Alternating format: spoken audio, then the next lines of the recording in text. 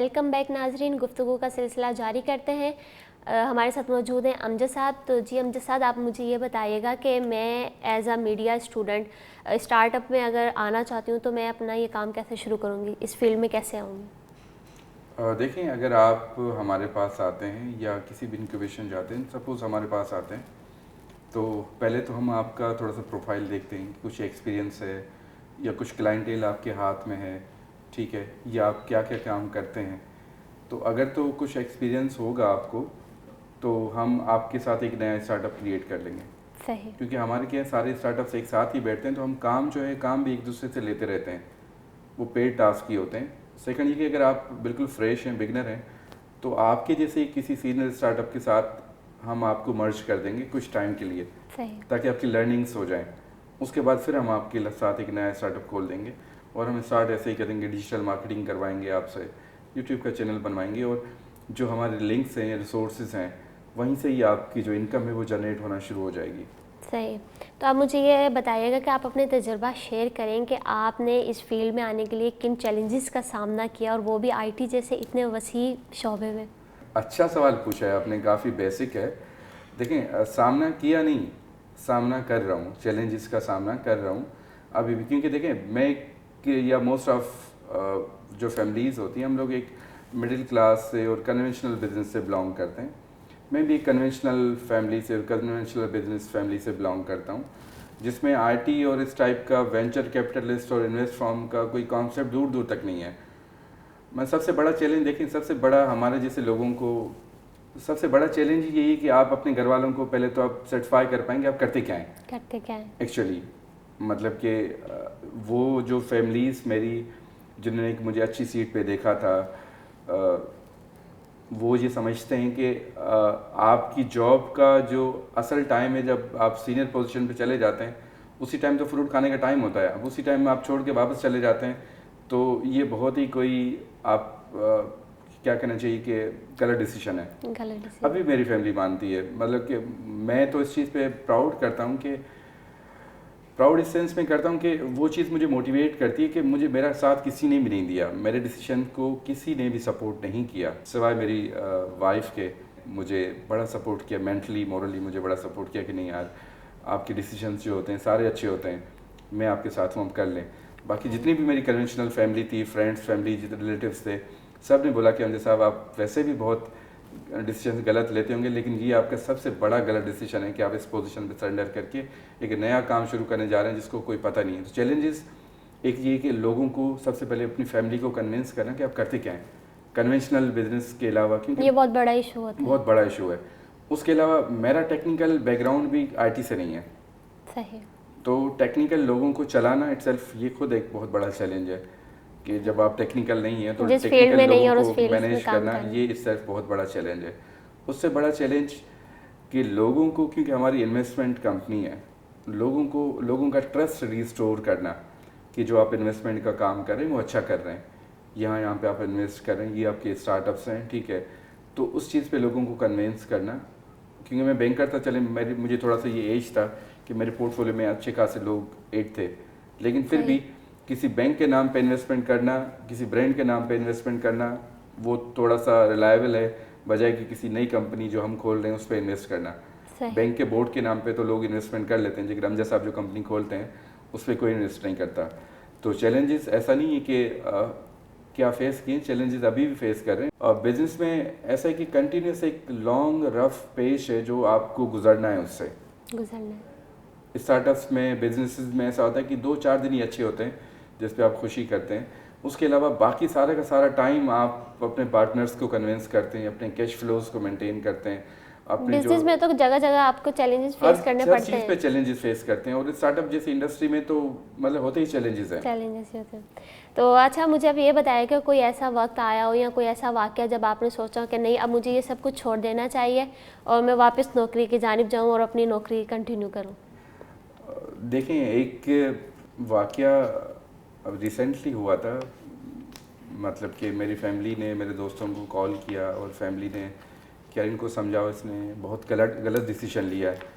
और मैंने उस चीज़ को वापस, मैं आपको एक बिल्कुल स्ट्रेट बता देता हूँ कि मेरा ऐसा डिसीजन था कि मेरी फैमिली, आधी से ज़्यादा फैमिली अभी भी सही तरीके से मुझसे बात नहीं करती। सही। और इससे बड़ा और चैलेंज क्या हो सकता है कि आपकी फैमिली आपके ऊपर से हाथ उठा दे कि नहीं यार।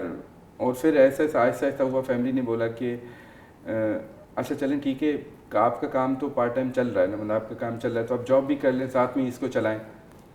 तो सबसे जो मेरे पास रेगुलर ऐसा टाइम आता रहता है, देखिए अभी हम लोग इनिशियल फेज़ में, अभी हम लोग उस फेज़ पे नहीं है कि चीज़ें ऑटो पायलट पे चलना शुरू हुई, अभी हम ग्राउंड बना रहे हैं, अभी चीज़ें सेट कर रहे हैं।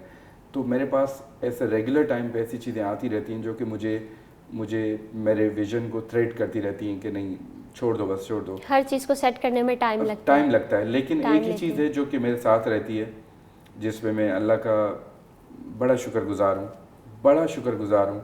जो चीज़ मेरे साथ रहती है वो मेरी विल है, स्ट्रॉन्ग विल है मेरी, जो कि मुझे यहाँ तक खड़ा करती है और मुझे आगे लेके चलती है। अदरवाइज़ मैं अभी भी बताऊँ कि मेरे साथ इस मिशन में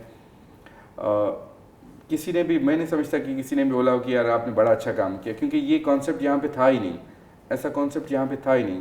वेंचर कैपिटलिस्ट का मॉडल है, दुनिया में काम करता है, वो आपको पैसे देते हैं और साइड पे हो जाते हैं। हम वेंचर कैपिटलिस्ट के साथ एज अ पार्टनर काम करते हैं, हम आपके स्टार्टअप के साथ पार्टनर भी हैं। उसके जो भी बग्स हैं, उसके जो भी इश्यूज़ हैं, चैलेंजेस हैं, उसको भी हम फेस कर रहे होते हैं, उसको भी हम सॉर्ट आउट कर रहे होते हैं। तो जो आपके प्रॉब्लम्स हैं, जो आपके चैलेंजेस हैं, वो हमारे ही हैं। बेसिकली होता क्या है कि मैं जिस पोजीशन पे काम करता हूँ, मेरे पास आते ही प्रॉब्लम है, चैलेंजेस आते हैं कि इस स्टार्टअप का ये मसला हो गया, इस स्टार्टअप का ये मसला हो गया। तो रेगुलर आप चैलेंजेस को फेस करते करते आपका माइंडसेट ऐसा हो जाता है कि जैसे प्रॉब्लम आती है, चैलेंज आता है, बैक एंड पे उसका सॉल्यूशन जो है चलना शुरू हो जाता है कि अच्छा इसका क्या सॉल्यूशन होगा।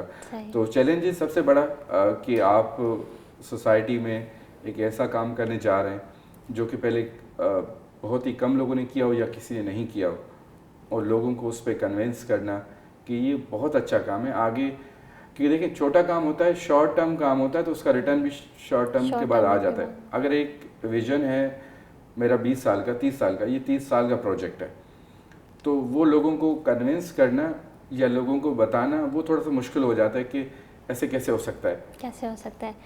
तो अच्छा अमजद साहब, ये बताइएगा कि आप क्या पैगाम देना चाहेंगे स्टूडेंट्स को, नौजवानों को जो अभी फ्रेश ग्रेजुएट हैं, अंडर ग्रेजुएट हैं और अपना कारोबार शुरू करना चाहते हैं, क्या पैगाम देंगे उन्हें? देखें एज अ मैसेज पे मैं ये एक चीज़ कहना चाहता हूँ कि देखें मैं भी स्टूडेंट हूँ, लेकिन जब हम कंप्लेन करते हैं कि जॉब्स नहीं है मार्केट में, जॉब्स नहीं है, तो देखें जॉब्स क्रिएट करने से होती हैं। ऐसे आप किसी भी गवर्नमेंट को, किसी भी इदारे को, किसी को आप ब्लेम नहीं कर सकते, ठीक है। मुझे इस चीज़ की खुशी होती है कि कल मैं एक जगह पे मुलाजिम था, आज हमारे हाथ से या हमारे वसीले से 60, 70, 80 लोग एम्प्लॉई हैं, तो हमने जॉब्स को क्रिएट किए हैं और आगे ये बढ़ेंगी, ठीक है। तो मैं ये मैसेज यही है कि देखें जब आप क्लेम करते हैं कि जॉब्स नहीं है, तो उससे बेहतर ये है कि आप जॉब्स क्रिएट करें। आप किसी के ऊपर डिपेंडेंट ना रहें कि गवर्नमेंट ने बोला था कि हम जॉब्स देंगे, ये इसने भी बोला था हम जॉब्स देंगे, उसने दी नहीं। तो ये मैसेज सीनियर्स के लिए भी, जूनियर्स के लिए भी है कि आप जॉब्स क्रिएट करें। जूनियर के लिए से जो फ्रीलांसर है वो समझता है कि मैं अब $600-800 अर्न कर लेता हूँ और मुझे 2 बंदों को और ऐड करना चाहिए, तो उसको 2 फ्रेश बंदे यूनिवर्सिटी से हायर करने चाहिए, उनको काम भी सिखाना चाहिए। उसके साथ क्या होगा कि वो एक साथ 2 और हो जाएंगे, 3 की टीम हो जाएगी। जब उनका 3 का काम बेहतर होना शुरू हो जाएगा तो उनको फिर 2 बंदों की और ज़रूरत पड़ेगी, ठीक है। ऐसे ही हमारे स्टार्टअप्स जो हैं, हमारी कंपनीज जो हैं, जितने भी, उनको हम ये बोलते हैं आप जॉब्स क्रिएट करें। देखिए एक चीज़ हमें समझनी चाहिए कि कुदरत का एक फितरत का कानून है, जो भी लोग अर्निंग और वेल्थ के पीछे टाइम लगाते हैं, सही लगाते हैं, बिल्कुल ऐसा ही लगना चाहिए। जहाँ पे जितना वैल्यू एडिशन करते हैं उसके अगेंस्ट में आपको उसका रिटर्न मिलता है, फाइनेंशियल रिटर्न मिलता है। जो बंदा 8 घंटे की जॉब करता है, उस 8 घंटे की जॉब के अगेंस्ट आपको एक सर्टेन फाइनेंशियल बेनिफिट मिलता है। अब हमें ये देखना चाहिए एज एंटरप्रेन्योर, पहले सवाल की तरफ ही, कि जो जितना बड़ा एंटरप्रेन्योर होगा, जो जितना बड़ा प्रॉब्लम सॉल्वर होगा, जो जितना बड़ा सोसाइटी में मार्केट में वैल्यू एड करेगा, उसके अगेंस्ट में वो उतनी वेल्थ को अट्रैक्ट कर लेगा। तो अगर किसी ने वेल्थ भी क्रिएट करनी है, अगर किसी ने फाइनेंशियल फ्रीडम भी लेना है, तो उसके लिए बेहतर ये है कि आप वैल्यू एड करो, मार्केट में वैल्यू एड करो, सोसाइटी में वैल्यू एड करो, उसके अगेंस्ट आपको कुछ ना कुछ मिलना ही मिलना है। तो फाइनल मैसेज यही है कि अगर आप जॉब सर्च करते हैं तो कोशिश ये करें कि जॉब सर्च के साथ जॉब्स क्रिएट भी करें। उसमें आपकी भी बेहतरी है, सोसाइटी की भी बेहतरी है, इकोनॉमी में बेहतरी होती है और सबके लिए बेहतरी है। बहुत शुक्रिया सर, आप तशरीफ़ ले आए। जी नाजरीन, आज के हमारे इस प्रोग्राम से आपको बहुत कुछ सीखने को मिला होगा एंटरप्रेन्योरशिप के हवाले से। इसी के साथ अपनी मेज़बान इकरा अवान को दीजिए इजाज़त। अल्लाह हाफिज़।